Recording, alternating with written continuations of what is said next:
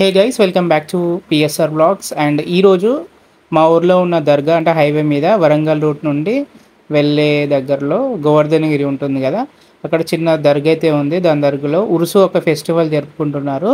Full video అయితే చూడండి. నేను మా తమ్ముడు మా అమ్మ అయితే ఇక్కడికైతే వచ్చాము. దాదాపు కొన్ని సంవత్సరాల తర్వాత ఈ ఫెస్టివల్ అనేది జరుపుతున్నారు. So please like and share and subscribe.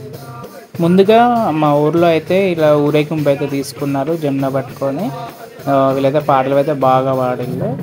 So ఇక్కడ చూస్తారు కదా, ఇలా పాటలు పాడుతూ ఊరు మొత్తం తిరిగారు వీళ్ళు.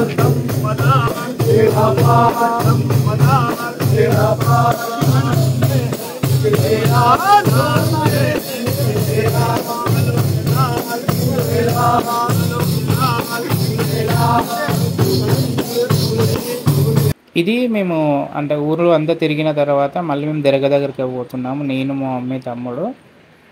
సో ఇదే ఎంట్రన్స్. మీకు వరంగల్ పోయే రూట్లో హైవే మీద పక్కనే ఉంటుంది గోవర్ధనగిరి.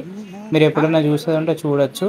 ఇక్కడ అందరు అలౌటెడ్, అంటే కులం అనేది ఏముండదు. ఎవరైనా కూడా ఇక్కడికి వచ్చి మీరు చూడొచ్చు. సో డెకరేషన్ అయితే భలే చేసిళ్ళు. కానీ ఈ ఫెస్టివల్ చాలా సంవత్సరాల తర్వాత జరుపుకుంటున్నారు. అది కూడా మా ఊర్లో ఉన్న వాళ్ళు చెప్పిళ్ళు.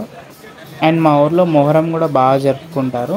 మీరు ఆడాలి వీడియో చూడొచ్చు, నేను కింద డిస్క్రిప్షన్లో కూడా ఇచ్చాను. నాకు అన్నిటికంటే బాగా అనిపించింది ఏంటంటే సాంగ్స్ చూడండి. ఆ సాంగ్స్ భలే పాడతారు, అంటే ముస్లిం వాళ్ళు పాడిళ్ళు.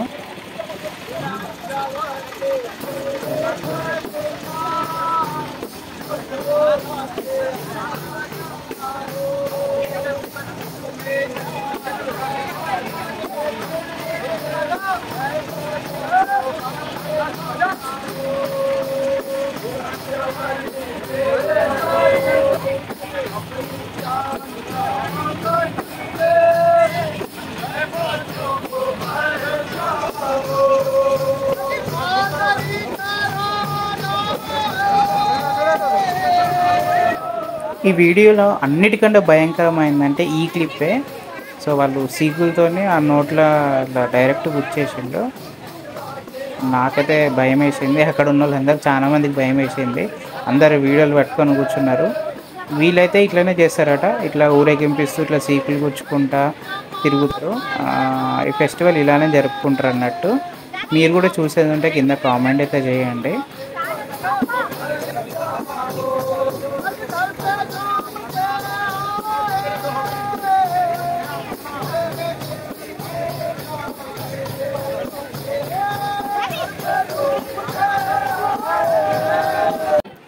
ఇది లోపల దర్గా అండి. లోపల ఇలా పూలతో అన్ని డెకరేట్ అయితే చేశారు. మీరు ఎవరైనా ఎంట్రన్స్ చేయొచ్చు. కాకపోతే ఇక్కడ 2 దారులు ఉంటాయి. అక్కడ గర్ల్స్కి వేరే ఉంటుంది, బాయ్స్కి వేరే ఉంటుంది ఎంట్రన్స్ అనేది. ఇది బయట లుక్ అండి, చూడొచ్చు. ఇక్కడ ఇదంతా బయట.